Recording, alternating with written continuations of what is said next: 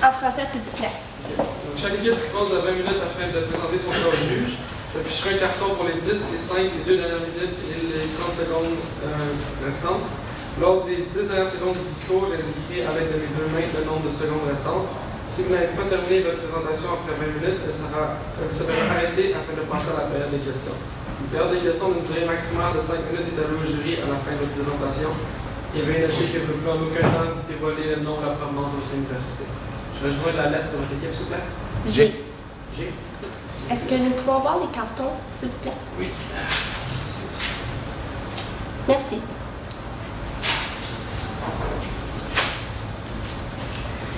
La Fondation de l'Université d'administration de Montréal.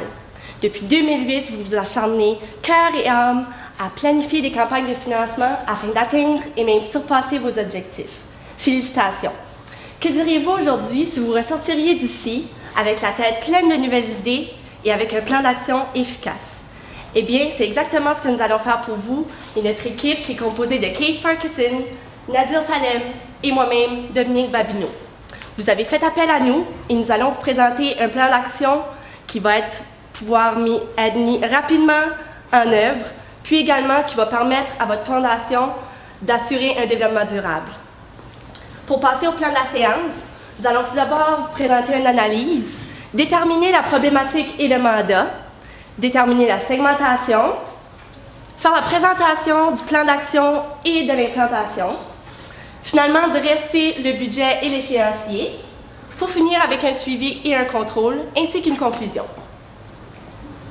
Mesdames et messieurs, j'aimerais bien juste vous rappeler que vous êtes la plus ancienne école de gestion au Canada. De plus, vous êtes l'une des universités les plus prestigieuses au Canada aussi. Et non seulement ça, vous êtes reconnu mondialement pour votre formation de qualité et vous fournissez un service, vous fournissez une opportunité d'embauche à vos étudiants pour un taux de 80% seulement pour un délai de 3 mois après leur graduation. Alors votre problème, qui est problématique de la Fondation, c'est la manque du support financier de l'environnement interne et externe de l'Université d'administration à Montréal. Alors pour répondre à cette problématique, on vous suggère de déterminer les groupes cibles et de s'adresser efficacement à eux. De plus, vous devez développer des nouvelles initiatives afin d'augmenter des dons envers la Fondation sur une échelle constante. Donc, à travers l'analyse du cas, on a décidé que la segmentation des marchés était un des aspects les plus importants pour assurer votre succès. Donc, à travers la segmentation de 3 marchés clés, on a déterminé que les étudiants actuels, les diplômés et les entreprises devraient être des segments où vous allez chercher les gens qui vont éventuellement être ceux et celles qui vont faire des dons à la Fondation pour assurer votre succès. Évidemment, la segmentation de marché, ça ne se fait pas juste comme ça. Les 3 segments ont des caractéristiques clés pour lesquelles on les a regroupés ensemble. Les étudiants actuels font couramment, ils ont accès à l'Université de Montréal, puis c'est eux qui couramment sont à l'UM. Donc eux, ils sont extrêmement importants dans le cas où vous commencez dès maintenant à étudier ces personnes-là, puis assurer qu'eux, ils sont toujours constamment en relation avec vous pour qu'eux sachent exactement ce que vous faites, c'est quoi votre but. Donc le deuxième segment, c'est les diplômés. C'est ceux et celles qui ont gradué de l'UQAM, c'est ceux et celles qui sont déjà partis dans le monde du travail, peu importe si c'est 2 ans passés ou bien 15 ans passés, mais c'est des gens où souvent ils ont un revenu beaucoup plus élevé que les étudiants actuels, puis c'est des gens où on veut aller chercher des dons constants, des dons qui vont vous revenir à chaque année. Puis là, dernièrement, la segmentation des entreprises. On ne se cache pas le fait que souvent les entreprises peuvent vous offrir des dons plus monétaires, donc ils peuvent vraiment vous offrir des dons plus gros que les 2 autres segments. Puis, on doit aussi comprendre que les entreprises, une fois qu'ils sont accrochés à vous, souvent les dons sont plus constants. Donc, on veut assurer qu'à chaque année, vous ayez un fonds qui est constant puis un fonds de roulement qui est bon. Donc, à travers nos segments, on a vu que la provenance des dons était déjà un peu là. Donc, les étudiants à 2%, les diplômés et les amis, donc ceux et celles qui ont déjà passé à travers l'expérience l'UQAM, à 35% de la provenance des dons, puis les entreprises à 22%. Sauf qu'on doit noter que les entreprises à 22% vous offrent beaucoup plus d'argent dans votre fonds de roulement que les diplômés à 35%. Maintenant, La façon que vous allez réussir à rejoindre ces groupes de segmentation-là. Nous avons élaboré des buts et des moyens. Donc, tout d'abord, pour rejoindre les étudiants actuels, le but de tout ça sera de faire connaître l'importance des dons. Donc, c'est important en tant qu'étudiant de savoir pourquoi on fait des dons à notre université, à quoi ça va servir. Ensuite de ça, il faut augmenter leur fierté envers l'UAM. Ça, c'est important également puisqu'ils vont avoir un sentiment d'appartenance envers leur université. Ils vont vouloir rester accrochés puis ils vont vouloir apporter leur aide à celle-ci. Ensuite, il faut qu'ils soient conscients du succès que l'UAM leur apporte. Vous savez, l'UAM, comme vous savez, ils ont des professeurs qui sont renommés. Il y a beaucoup de revues qui reconnaissent l'université. Puis, les étudiants ont l'aide de l'UAM pour réussir à avoir un bon bagage de formation postsecondaire. Les moyens que nous vous suggérons de prendre pour réussir à atteindre ces buts, c'est tout d'abord une vidéo promotionnelle. La vidéo promotionnelle ici est un bon outil à utiliser puisque les étudiants sont dans l'environnement. Ils ont dans leur mémoire à court terme et à long terme les éléments pourquoi l'UAM est importante pour eux. Donc, si je vous mets un peu en contexte, un exemple. Donc, un étudiant qui est assis à son bureau, il y a 22 ans, il étudie à l'UAM. Et dans la vidéo, on le voit se transporter à 30 ou 40 ans, où il y a une carrière, où il aime sa profession. Et qu'est-ce qui lui a permis de se rendre jusque-là? L'UAM. Donc ça, c'est une vidéo promotionnelle qui va permettre de vraiment toucher les gens du côté émotionnel, puis vraiment venir les chercher afin de voir, wow, c'est vraiment important de donner des dons pour les programmes qui vont m'être offerts, pour les initiatives qui vont m'être faites, puis pour réussir à la fin de mes études, d'avoir un bon bagage de connaissances. Ensuite, un deuxième moyen, un groupe de jeunes ambassadeurs. Nous vous suggérons de faire la recherche de personnes clés, des personnes qui pourront vous aider. Comme on a pu le voir, vous avez présentement des employés à votre compte, mais ce que nous vous suggérons ici, c'est vraiment un groupe de jeunes qui va être des étudiants. Pourquoi ambassadeurs? Parce que c'est des étudiants que vous allez pouvoir demander d'assister à des sessions de réseautage, à des événements où ils vont pouvoir témoigner, où ils vont pouvoir rencontrer des nouvelles personnes, puis vraiment leur dire pourquoi ça vaut la peine de faire des dons à la Fondation, qu'est-ce que ça l'apporte, pour vraiment présenter une bonne façade de la Fondation de l'UAM. Donc, le deuxième segment, c'est rejoindre les diplômés. Rejoindre ceux et celles qui sont partis de l'université, qui sont sur le marché du travail, qui peut-être parfois oublient le fait que l'UAM était là, puis que l'UAM était vraiment la clé de leur succès. Donc, notre but en rejoignant les diplômés, c'est le rappel du passage à l'UAM. Donc, assurer que ceux et celles qui sont déjà sur le marché du travail se rappellent qu'à l'UAM, ils ont eu du plaisir. À l'UAM, ils ont appris beaucoup. À l'UAM, n'importe quoi, mais si on veut assurer que ceux et celles qui sont sur le marché du travail se souviennent de leur expérience. Un sentiment d'appartenance et fierté. Souvent, le sentiment d'appartenance et fierté peut disparaître un peu quand les années passent. Donc, on veut assurer que si vous avez gradué, par exemple, en 1985, on veut assurer que 1985, à l'UAM, ça vous reste à cœur. Puis, dernièrement, on veut assurer, comme mentionné plus tôt, les dons constants. Cette population-là est un peu moins incitée à faire des dons constants, des dons qui vont revenir à chaque année. Donc, on veut comme but assurer que ça se passe un peu plus souvent. Donc, quels sont les moyens que vous pouvez prendre pour assurer votre succès à travers les diplômés? Premièrement, le vidéo promotionnel. Dominique l'a expliqué extrêmement bien, mais si on le fait de façon renversée, genre quelqu'un assis à leur bureau, qui a 40, 45 ans, qui vit une expérience incroyable au travail, qui adore son emploi, qui a une belle vie, mais qui retourne dans le passé à 1985 ou à 1980 quand il était à l'UAM, quand il se sentait dans la prime de sa vie. Fait que, tu sais, quand on passe dans le passé comme ça, on va vraiment chercher un sentiment d'appartenance au sujet de votre université. La base de données de diplômés que vous avez est extrêmement grande. Vous avez travaillé fort pour avoir une base de données comme ça, puis vous avez dépensé, je suis certaine, un certain montant d'argent là-dessus. En 2012, vous avez fait des ajustements qui sont encore un peu en marche, mais c'est quand même des ajustements importants. Donc, nous, on vous suggère d'utiliser la base de données plus efficacement. Donc, à travers l'envoi d'une trousse personnalisée. Souvent, quand on envoie des choses à des gens qui sont déjà diplômés, peut-être 10, 15 ans passés, c'est une lettre formelle, c'est une lettre qui a toujours le même contenu, puis la recevoir à chaque année. Si on touche vraiment la base de données, puis on va vraiment chercher quelque chose de personnel chez chaque personne. Bonjour, l'UAM vous contacte parce que vous avez gradué il y a 5 ans, puis on aimerait vous remercier, on aimerait savoir où vous êtes rendu. Non seulement que ça va enrichir votre base de données, mais la personne va se sentir comme si vous vous souvenez vraiment qu'elle a gradué de l'UAM, puis que cette personne-là, elle est importante pour vous. L'offre de revivre l'expérience de l'UQAM. Comme on parle de l'expérience de l'UQAM, comme on parle de l'expérience universitaire qui est absolument incroyable, c'est probablement une des expériences les plus enrichissantes chez plusieurs gens, pourquoi pas revivre l'expérience? Donc, offrir à ceux et celles qui font des dons assez constants à votre université de participer aux activités universitaires. Peu importe si ce soit des jeux du commerce ou un match de soccer, des petites choses pour rappeler aux gens qui ont gradué, on pense à vous, on aimerait bien ça si vous participeriez. Puis, dernièrement, évidemment, la formation continue. Donc, si vous offrez souvent des webinaires pour ceux et celles qui font des dons un peu plus constants à l'université, mais pourquoi pas leur offrir des cours de soir ou des cours où ils ont la chance de rencontrer un professeur ou quelqu'un d'important qui pourrait aider leur cheminement à travers les prochaines années de leur vie. Mesdames et messieurs, ce que Dominique et Kate que vous avez fourni, ce n'est pas un plan B, c'est un plan qui va réussir. Alors, pour rejoindre les entreprises aussi, il y a 2 buts à atteindre. C'est augmenter les dons annuels et assurer un revenu constant. Comment on va atteindre ça? C'est à partir des groupes de jeunes. Qu'est-ce qu'un groupe de jeunes?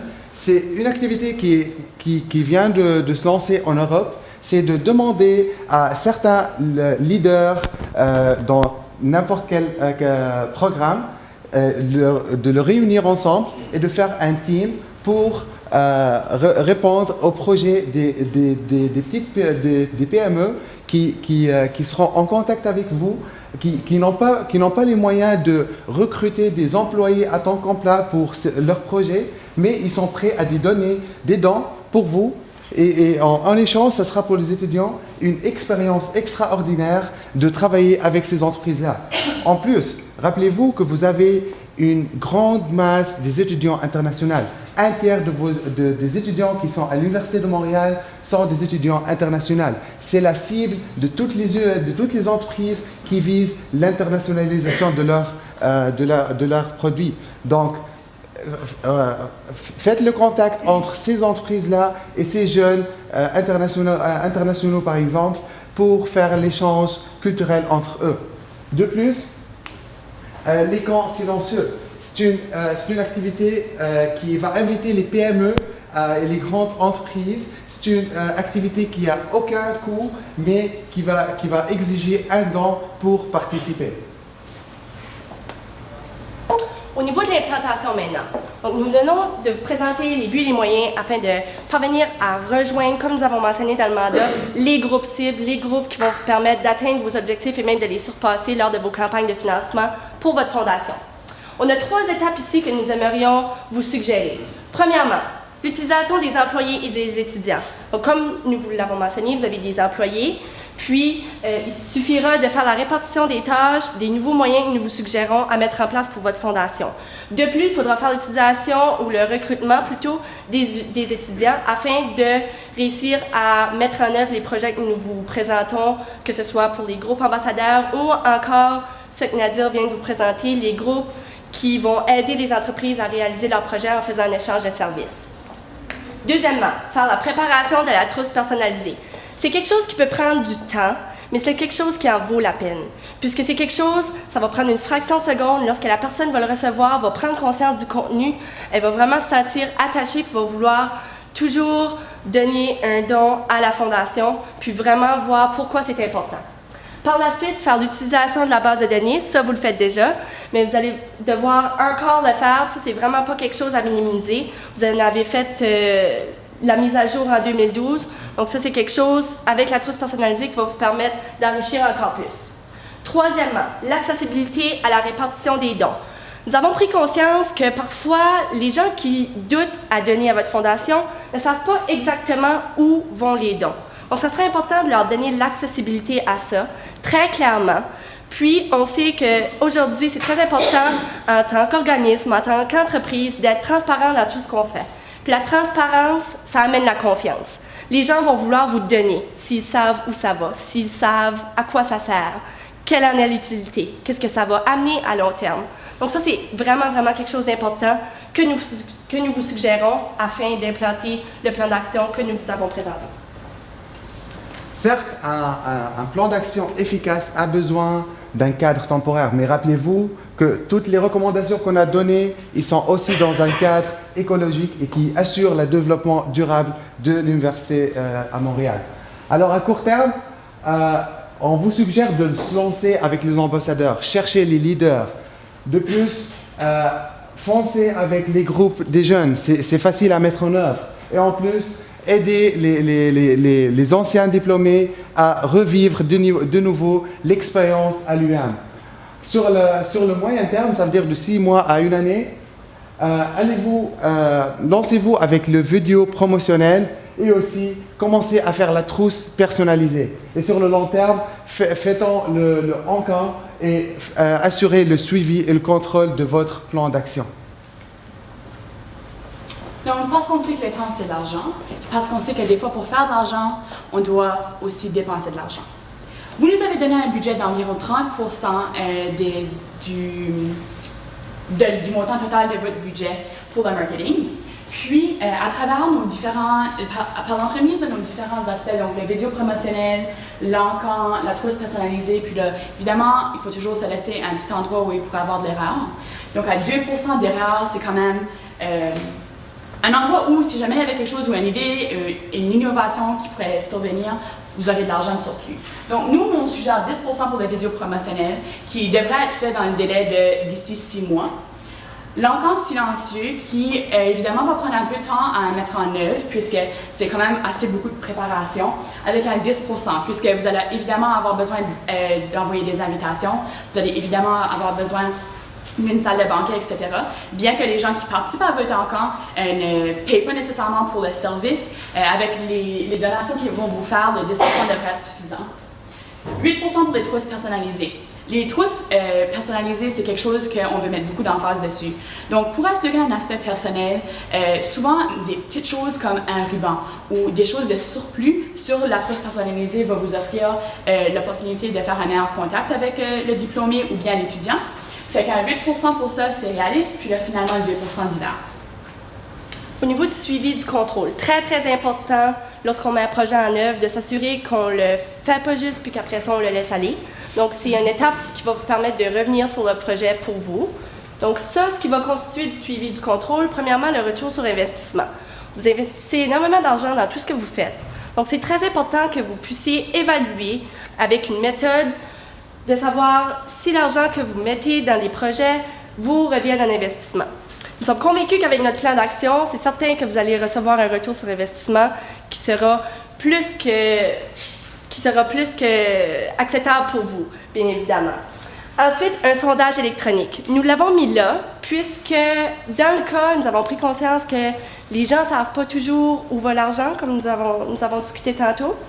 Ils savent parfois pas les moyens ou tous les moyens qu'ils peuvent utiliser pour faire des dons.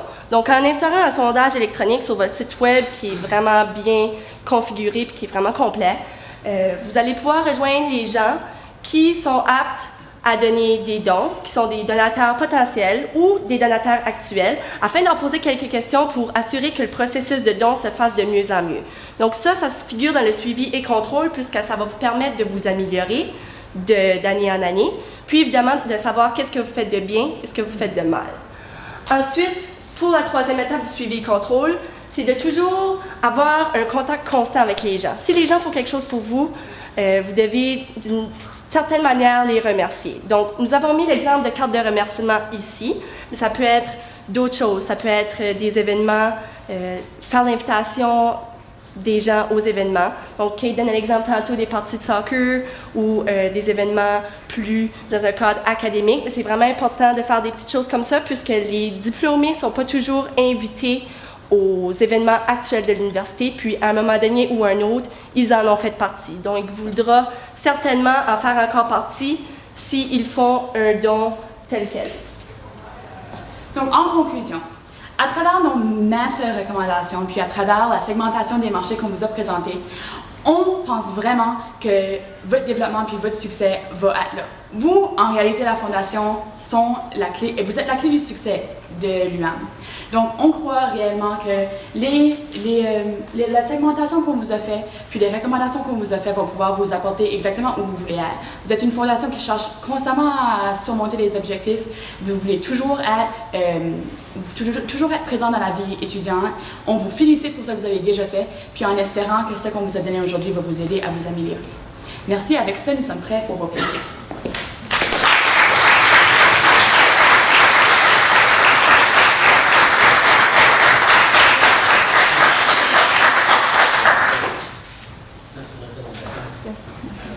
Première question, c'est les vidéos qui semblent être une bonne partie de votre promotion. Où sont-ils ces vidéos-là? Est-ce que c'est sur le site web de la Fondation? Comment est-ce qu'on fait pour s'assurer que les gens les voient, ces vidéos-là? C'est une très bonne question, merci. Donc, tout d'abord, on sait aujourd'hui, avec les médias sociaux, c'est quelque chose qui est très accessible pour vous, de mettre votre vidéo promotionnelle lorsqu'il sera établi sur YouTube, sur Facebook, sur Twitter, évidemment sur votre site web. Puis, ils peuvent même figurer à l'intérieur de l'université, puisqu'on veut également toucher les étudiants actuels.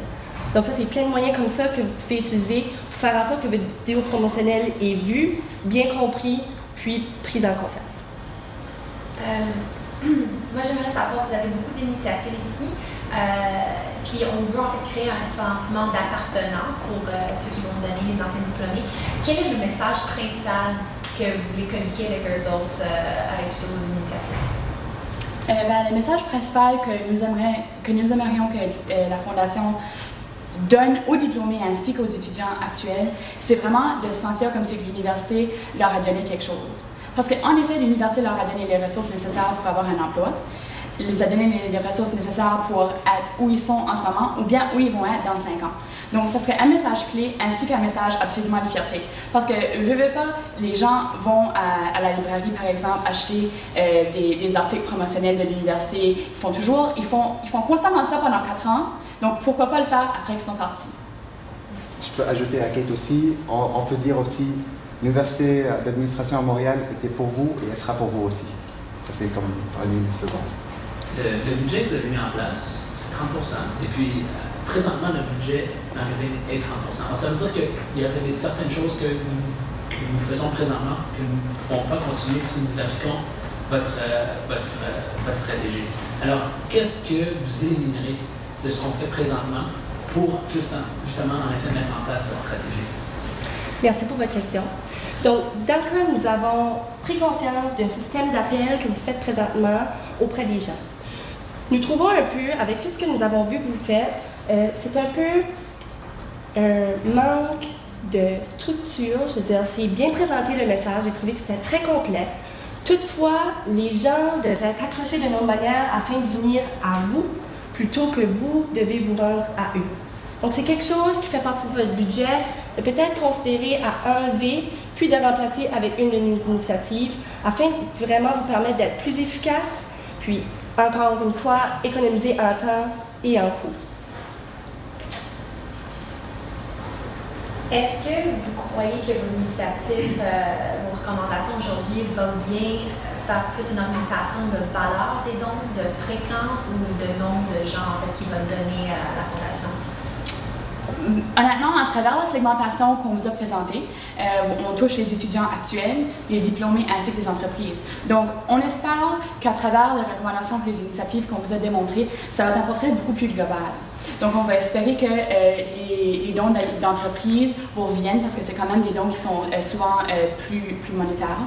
Puis là, ensuite, les dons des diplômés pourraient être représentés peut-être avec un plus grand pourcentage que 35%, puis peut-être éliminer ou même garder dans un fonds supplémentaire les autres dons que vous auriez reçus. De plus, si je peux ajouter, en regardant les annexes que vous nous avez présentées, on voyait que pour certains aspects au niveau des donateurs québécois, ou en provenance du Québec, avait une certaine inégalité au niveau du pourcentage et des montants. Donc, nous, en vous présentant ces solutions-là, c'est pour réussir à plus équilibrer et bien évidemment augmenter ces pourcentages-là et ça répond évidemment aux 3 choses que vous nous avez nommées, donc la fréquence, le niveau et les montants. Qu'est-ce qu'on fait pour identifier ces ambassadeurs que vous est-ce qu'on les paye? Merci pour votre question. C'est des très bonnes questions. Comme un emploi, c'est important d'avoir des employés qualifiés. Comme pour les jeunes ambassadeurs, c'est important d'avoir les personnes clés pour pouvoir vous représenter. Nous, ce que nous vous suggérons, c'est d'avoir un système de recrutement efficace, c'est-à-dire des questionnaires, une présentation de CV, des entrevues. C'est quelque chose qui va vous demander du temps, ça aussi, mais c'est quelque chose que vous allez tellement être fiers à la fin, ça va tellement vous rapporter. Est-ce qu'on les paye? Non, nous vous suggérons de ne pas les payer, puisque en tant qu'étudiant, c'est déjà valorisant d'aider notre université, puis les gens qui vont vouloir vous aider vont avoir la même pensée. Donc, c'est vraiment ici d'aller chercher les qualités que vous voulez voir dans vos ambassadeurs, puis d'aller chercher ces personnes-là à l'intérieur de l'université. C'est bien sûr de procéder à un processus de recrutement, donc la fiche, la sélection, etc. C'est tout le temps qu'on a des questions.